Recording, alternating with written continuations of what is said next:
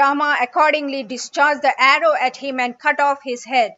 When the head fell on the ground, it drank off a sheet of the sea water in the west, and thereby a tract of land which is now called Marward was formed. The sea regarded Rama as his son-in-law and presented him with a dress and ornaments which he accepted at the request of the monkeys. And when he wore them, he looked very beautiful. Rama asked the sea what means he should adopt to cross the water with so many monkeys. When he said, "You can have a setu built over me. Let it be built by Nala with stones and mountains, which will float on the surface of the water only by his hands." When Nala was young, he always worshipped shaligrams and threw them into the sea water. A rishi was pleased with him and blessed him, saying that by his hands stones and mountains would float on the water. So saying to Rama, the sea disappeared. Immediately after, Rama called Nala and said to him, "To cross the sea, a setu must be built by you of stones and mountains, which will float on the water by your hands only. I therefore beg you to order all the monkeys to procure stones and mountains and lay them by your hands in the water." Nala was puffed up with pride and said to himself that the setu could not be built without him. So saying, Nala ordered the monkeys to get stones and mountains, which the latter brought and gave in charge of the former. Nala built a portion of the setu, but the fishes in the sea ate it. He again built it, but the fishes again ate it. He was at a loss to know what to do when Maruti said to him, "Pride goes before destruction. You thought that the bridge could not be built without you. What do you say now? Leave off your pride and be humble. Now write the name of Rama on each stone and lay it in the water. And if you do this, you will be able to build the setu within a short time." Nala did it as directed by Maruti, and the setu was built 100 yojans in length and breadth, so far as Suvela, without any difficulty. After the setu was completed, Rama crossed it with his army and came to Suvela, where he encamped his army. Rama set Shuka at liberty, who went to Ravana and informed him of what had happened to him and how they had built the setu. He requested the demon king to submit to the prince and restore Sita to him. Ravana got very indignant and said, "You are alarmed because they beat you. If you advise me that way again, I shall at once cut off your head." Soon after, Ravana sent two demons, Shuka and Surna, to Suvela to ascertain the position of the army of Rama. The two demons in the forms of monkeys mixed themselves with the monkeys belonging to the army of the prince. Vibhishana informed Rama that demons had come to Suvela in the form of monkeys to ascertain the position of his army. Whereupon Rama ordered the monkeys to allow the demons to count their numbers. The two demons were accordingly taken round the whole army. They, having seen it, returned to Lanka and said to the demon king, "Rama has got a large army of monkeys, and it will be very difficult for you to defeat it. We therefore implore you to submit to Rama and restore Sita to him." Ravana was enraged and threatened them that he would cut off their heads if they advised him that way. He then, accompanied by the two demons, went to the top of his tower to see the army of Rama. Vibhishana came and informed the prince that the demon king had gone to his tower to have a look at his army, and while he was there, Sugriva jumped from Suvela, which was at a distance of hundreds of miles from Lanka, and returned to his camp with the mugut of Ravana. The demon king was alarmed and immediately came downstairs. A few days after, he said to his courtiers, "I have now no patience. I must marry Sita as soon as possible. If any of you make her love me and marry me, I shall be ever grateful to him."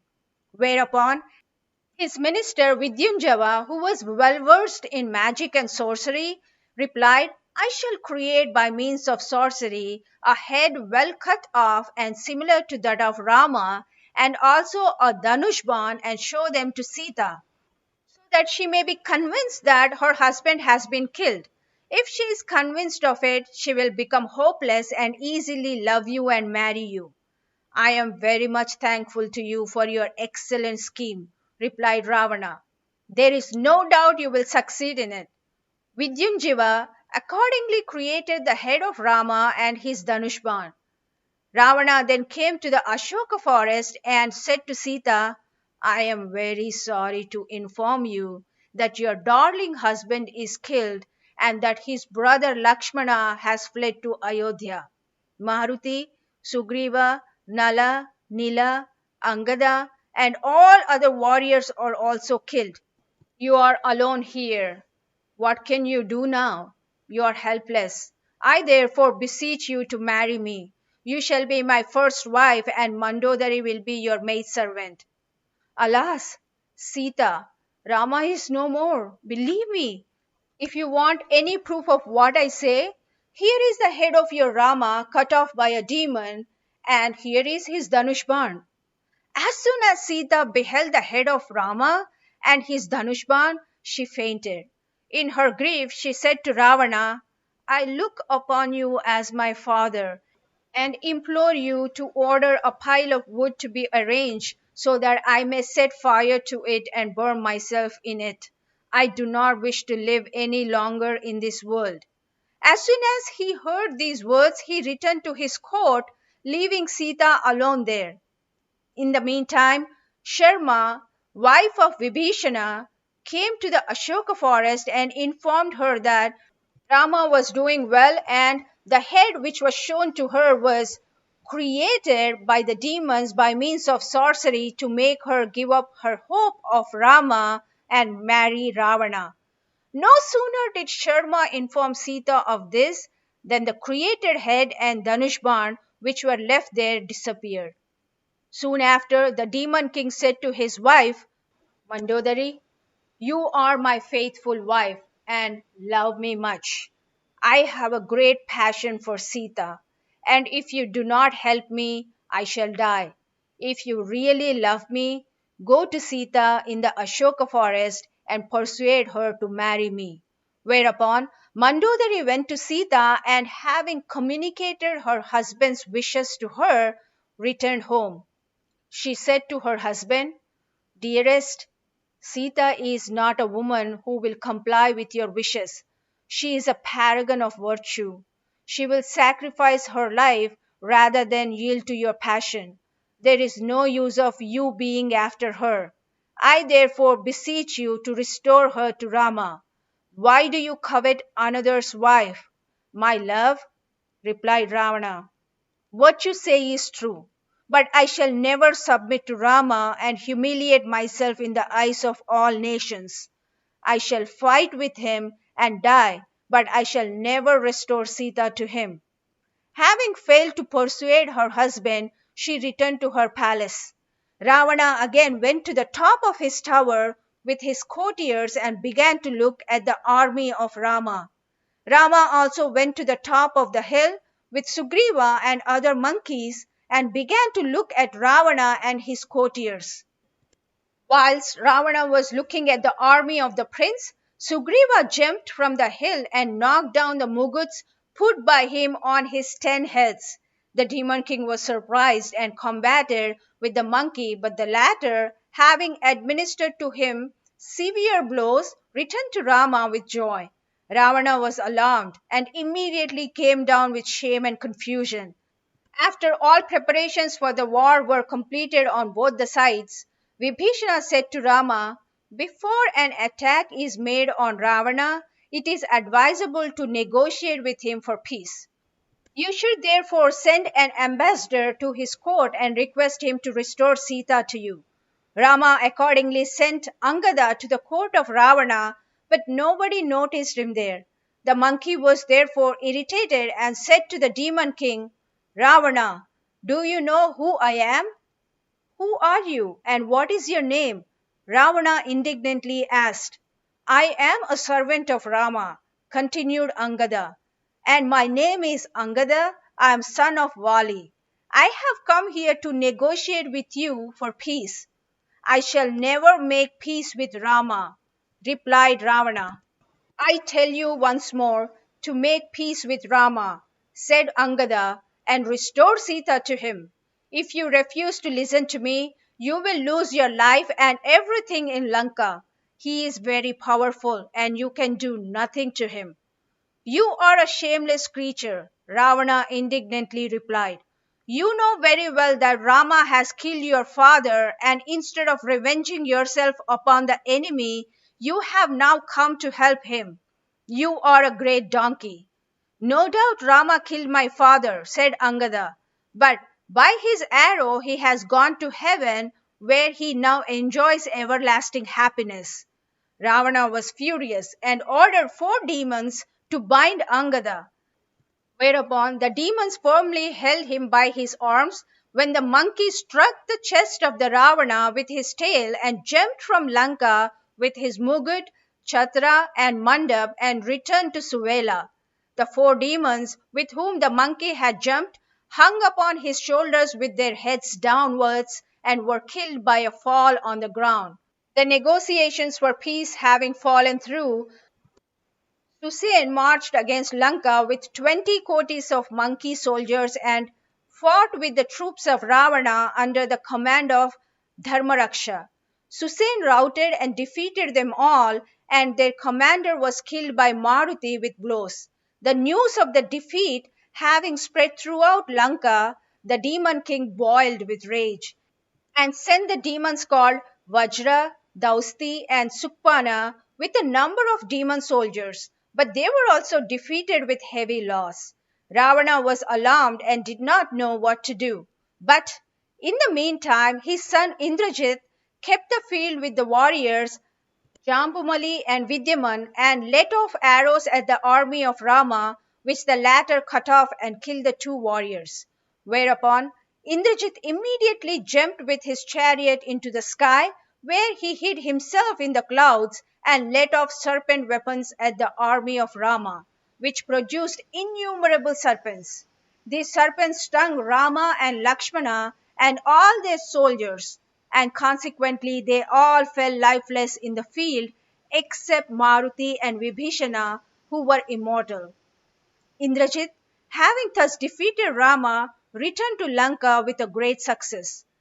The demon king was very glad at the success of his son and said to his sister Trijata, Sister, look at the valor of our Indrajit.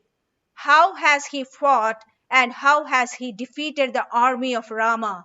You know, nobody on earth can conquer us.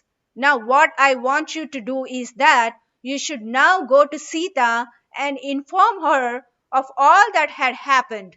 Show her Rama, Lakshmana, and their soldiers lying lifeless in the field and tell her that she is now helpless and I am the only one who can support her.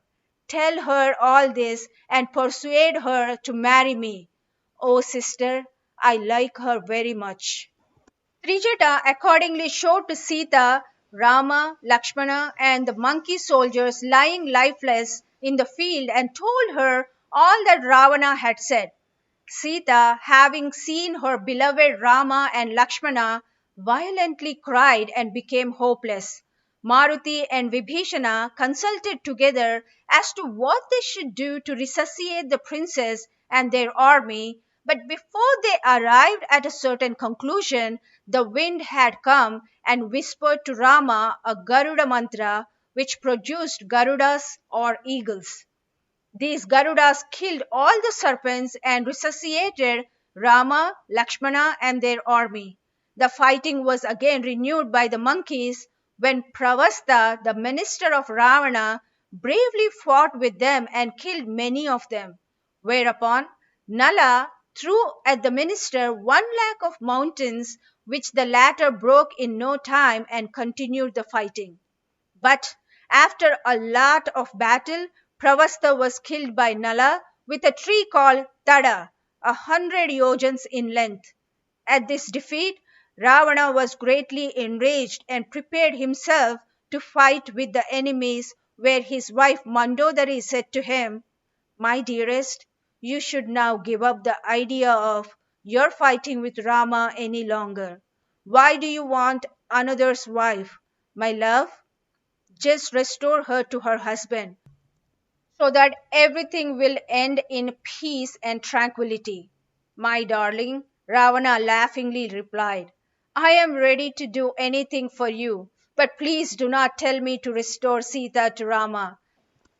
I am prepared to fight with him and kill him with all his army."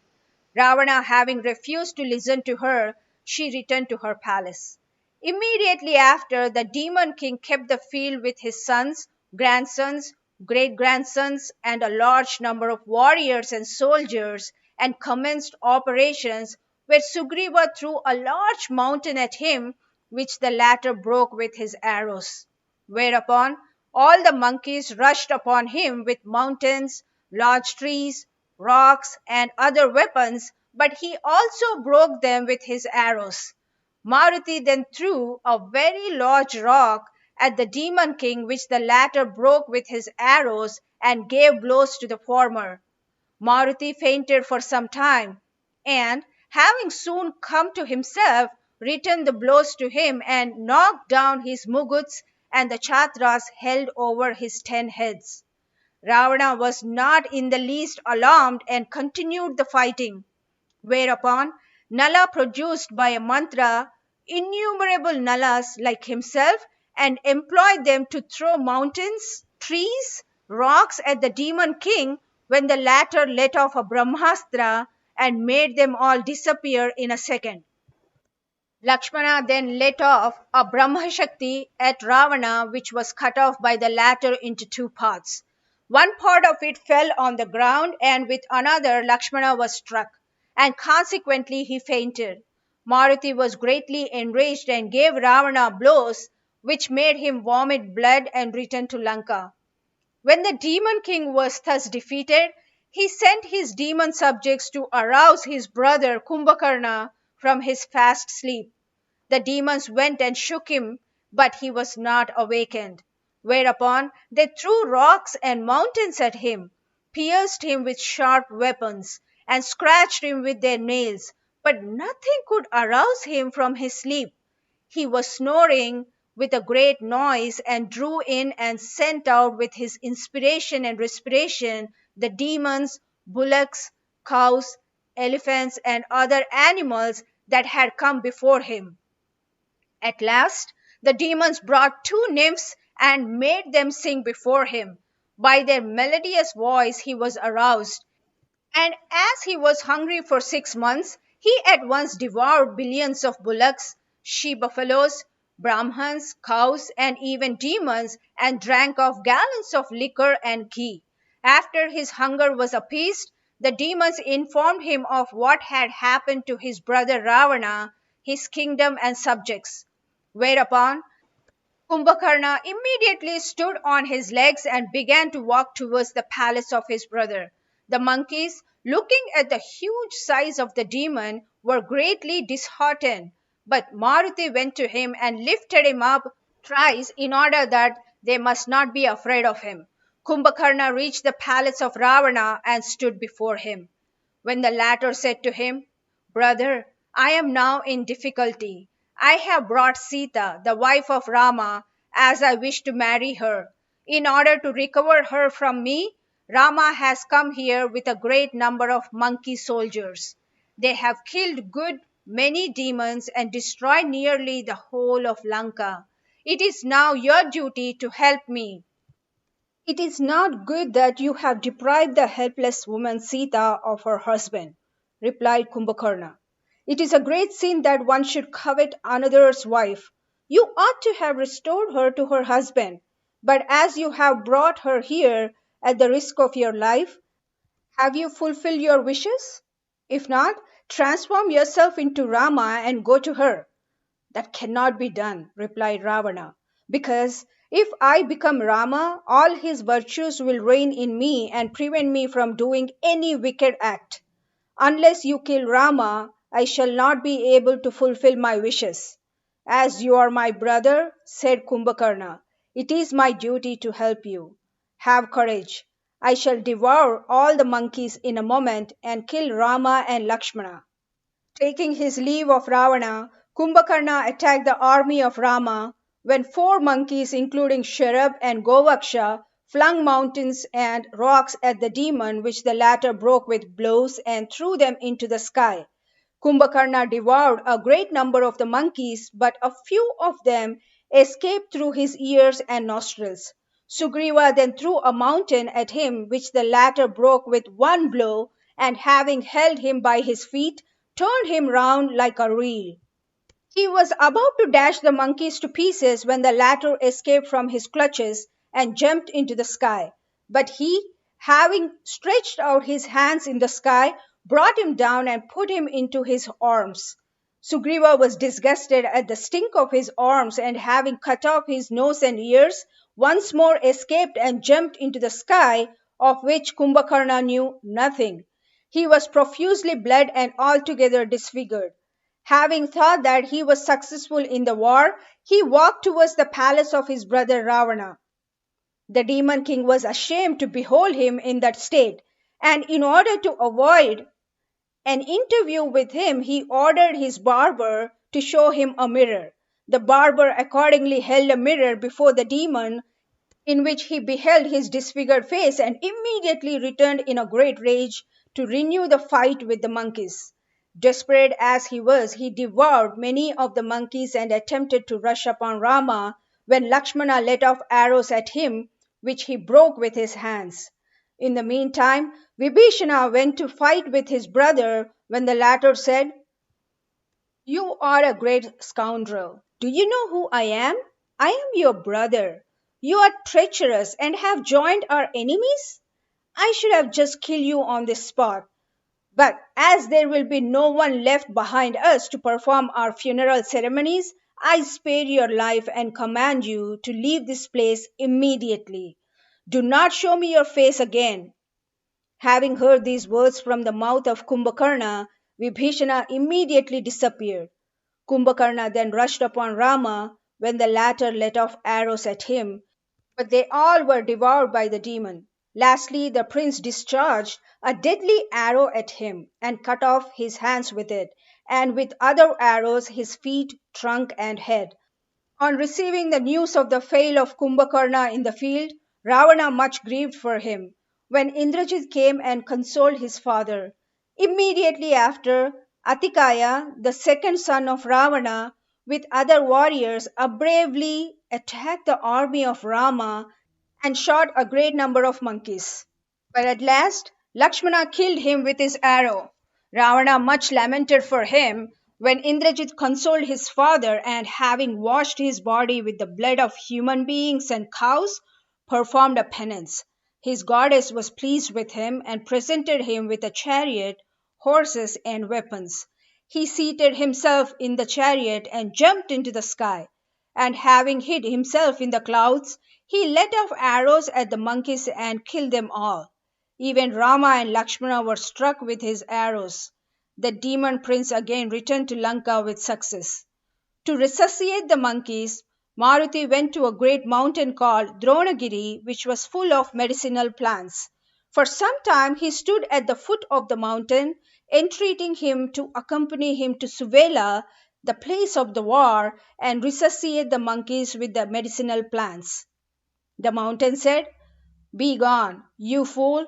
I am not expected to accompany you to Suvela. Depart from this place. Maruti got indignant at the insolence of the mountain and having lifted him up with his tail, brought him to Suvela. By the order of the medicinal plants on the mountain, all the monkeys with Rama Lakshmana were resuscitated, and soon after they entered Lanka and set fire to it. Whereupon Ravana sent to the demons Jang Prachang, Krochen, Nikumba, and others to oppose them and quench the fire. The demons let off a rain weapon which produced water and quenched the fire. By his mantra, Indrajit then created a female called Kritya and jumped with her into the sky, and hiding himself behind her back, He let off arrows at the monkeys and killed many of them. When Rama, at the suggestion of the wind, let off the weapon called Angirastra, which cut off the female, whereupon Indrajit immediately came down and having defeated the army of Rama with heavy loss, returned to Lanka with success. The monkeys were alarmed when Maruti immediately kept the field. At this time, Indrajit created by his mantras a woman exactly like Sita, and having seated her in his chariot, came to the field and loudly said in the hearing of all the monkeys, "You see, on account of this wretched woman, my father has suffered much. If her head is cut off, everything will end in peace, and there will be no war." So saying, he cut off the head of the woman and immediately went to his county Nikumbala to perform a penance with a view to get from the deity of fire a Divya Ratha with horses and weapons. He entered a solitary place and, posting demons to watch it, began to perform the penance. Indrajit killed many for this purpose, like Brahmins and cows, and washing his body with their blood, seated himself upon corpses and carcasses, made a havan and offered the deity of fire the heads of Brahmins and cows. The deity having been pleased with him, half of the Divyaratha came out of the havan. Maruti believed that the woman whose head had been cut off was Sita and communicated the sad news to Rama and Lakshmana, which disheartened and disappointed all. In the meantime, Vibhishana came and informed Rama and the monkeys that Sita was safe in the Ashoka forest and that the Sita, whose head was cut off by Indrajit, was created by him with his mantras. He also informed them of the penance and said, "Half of the Divyaratha has come out of the fire, and if the whole chariot comes out, you will not be able to conquer Indrajit. I therefore advise you to go to Nikumbala as soon as possible and destroy the Havan, so that the chariot may disappear and not come to the hands of the demon prince. I also tell you that as soon as you destroy the Havan, he will be desperate and fight with you. But no one will be able to kill him unless he has observed fast for 12 years." Listening to what Vibhishana had said, Rama made a sign to Lakshmana, who had observed fast for 14 years, and bade him to go with Maruti, Sugriva, and other monkeys to Nikumbala to destroy the Havan and kill Indrajit. Lakshmana accordingly went with him to Nikumbala and destroyed the chariot and the Havan. The noise of the monkeys aroused Indrajit, who was in deep meditation. The finding that the Havan was destroyed, he was so furious that he let off at them a rain weapon, which produced the rain and floored the army of Lakshmana. The prince discharged a wind weapon, which produced the wind and dispersed the rain. Indrajit stopped the wind by a mountain weapon, which produced innumerable mountains, when Lakshmana let off a diamond weapon, which produced diamonds and broke the mountains. Indrajit let off a fire weapon, which produced fire and began to burn the army of Lakshmana, when the latter discharged a sea weapon, which produced volumes of water and extinguished the fire. Indrajit lastly let off 5 arrows and struck Lakshmana with them, when Vibhishana threw his gada at the demon prince, who cut it off and struck his uncle with 5 arrows. At last Lakshmana let off a deadly arrow and broke his head with it, and his chariot was broken and horses killed by Jambavant. Indrajit, however, fought alone on the ground, when all the monkeys threw at him innumerable mountains, rocks, and trees at one and the same time, but he broke them with his arrows in no time. He then jumped into the sky and, hiding himself in the clouds, let off arrows at Lakshmana, when Maruti placed the latter on the palm of his hand and lifted him up in the sky, where he fought with Indrajit, whereupon the demon prince came down, when Maruti brought Lakshmana on the ground. They fought for some time on the ground, but at last Lakshmana cut off with his arrows the thighs, arms, and the head of his enemy. One of the arms of the demon prince, when cut off, fell down in the compound of the palace of his wife Sulochana, a daughter of Sesha, and the monkeys carried off the head to their camp with exultation. Rama rejoiced at the success and told the monkeys to preserve the head and hand it over to a woman who would come hither to ask for it. Sulochana came out of her room, and as soon as she identified her husband's arm, she took it up in her hands and lamented over it. She said to the arm with tears in her eyes, "My love, just let me know how you were killed. If I am faithful to you, let this your arm write a short account of the battle you had fought with Rama."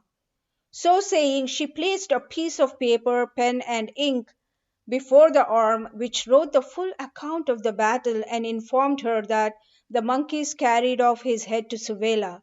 As soon as Sulochana read the account, she grieved much and placed the arm and paper before his father in law Ravana. Ravana read the letter and fainted away. When Mandodari came out of her room and hearing the sad news of the fall of her brave son, violently cried and wept. Sulochana said, "I am going to burn myself with my beloved Indrajit. I therefore implore you to get his head back from the monkeys." At the entreaties of his daughter-in-law, the demon king was moved and pitied her, and at the same time he was boiled with rage at the monkeys and exclaimed, "Daughter, I shall get the head back. Rest assured. I will now fight with Rama and never return unless I kill him."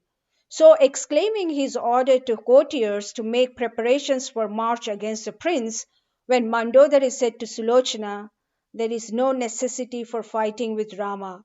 If you go to him alone, he will give the head to you, as he is very kind."